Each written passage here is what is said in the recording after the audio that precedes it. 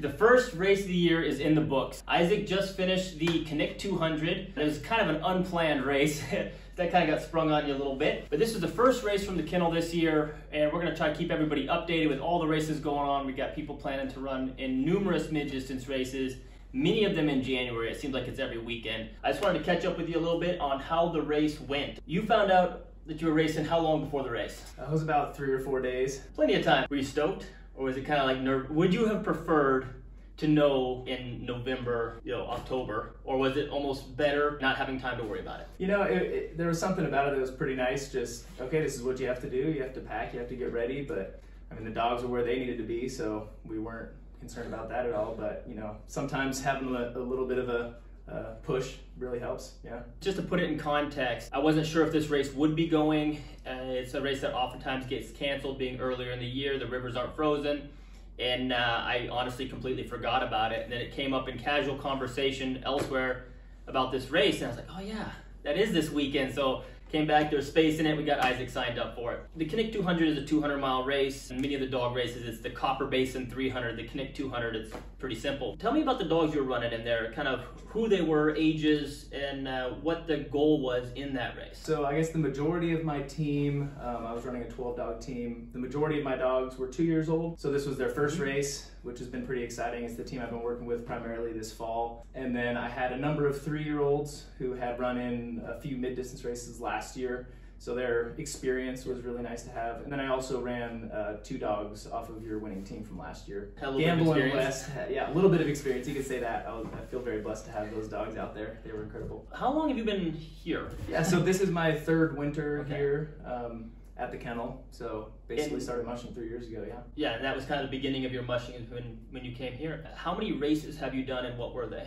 This will be my second 200-mile race, second race total. So my first race was last year, the Iditarod, which happened during the Iditarod, and that was a 200-mile race on the Denali Highway. So this was my first race that happened. That was a 200-mile race that was not on the Denali Highway, which was pretty cool. So this was just your second race then? Yes. Okay. So in this race, kind of what was your goal going into it? And did you feel like you accomplished that? So my goal at this point in my kind of racing experience and career, if you will, is to basically do what's best for the dogs and kind of make sure that they are finding success along with myself. So I'm not out there trying to be the fastest person to the first checkpoint. My goal is to do right by the dogs and really just make sure they find success as a young team, and then I'm also learning along the way. So trying to cement all of my sort of camping methods and basically making sure I don't miss anything when it comes to dog care. Learning as a musher and developing dogs as sled dogs. Is that a fair assessment of what kind of the goal was there? Where'd you finish in this race? I finished in last All right. place. Yeah. We'll come back to that because I want to talk about that. But so you finished in last place, but was the goal accomplished? Absolutely. Did you grow as a musher? I did. Did the dogs gain confidence and gain experience? Totally. All right. I was really excited about how they did in that race. I think that's a really important thing to quantify in a lot of these races is what are we trying to accomplish? What is the goal? Because if you try to do too many different things, you end up doing many of them not very well. So if you're about learning and getting that camping experience, do that and do that well. If you're focused on racing, focus on that, right? And so it's kind of like knowing what your goal is and quantifying success within those races. And in this case, last place was a huge success. So let's talk about the challenges for a second. What was the hardest part of this race? What aspect of the race was the toughest? I'd say the number one thing for me was mushing without a trail in extremely high wind. So that's something I've never experienced running dogs here around Talkeetna. Tell us about that real quick. You say extremely high wind. Explain just for a second here what that means. How high was the wind and what happened to the trail, everything else because of it? Yeah, when I got back, race officials told me they had clocked 98-mile-an-hour winds. That's a fast wind. While out there. I didn't even realize that you could run dogs in wind like that until I was out there.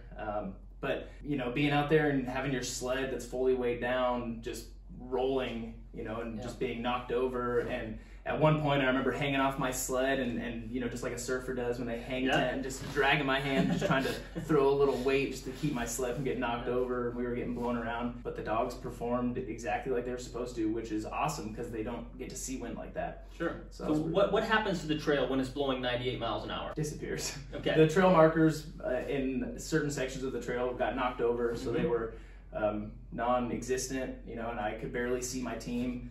And then it's just kind of if you've ever walked in drifted snow, it's not light fluffy snow, it's kind of really compacted with usually a layer of crust on top. And so it was difficult in a lot of ways, but just being able to find the trail and convey to the dogs, you know, this is where we need to go, and being able to trust their instincts as well as my own was something I've never had to do before. Yeah, and then there was a bunch of fresh snow right before this race, and then it starts blowing like that. It fills in the trail. Basically, I envision it like you have the Etch-a-Sketch and you have the trail drawn out, and then just somebody shakes it. There is no more trail, right? And then even if you can't see traces of the trail, there's those drifts that oftentimes go perpendicular to the trail. And so the dogs want to kind of turn around the drift, and it's constantly angling you off in a wrong direction. So step one is trying to find the trail. Like you said, step two is trying to communicate to your team where that trail is. And then finally, in the forested section, few down trees out there? Yeah, there was one point towards the end, about 3-4 miles from the finish, that the wind was getting so bad that trees were falling over near me as I was stopping. I had to, you know, cut my way through a few of them, and it got to a point where the trail was nearly impassable with down trees.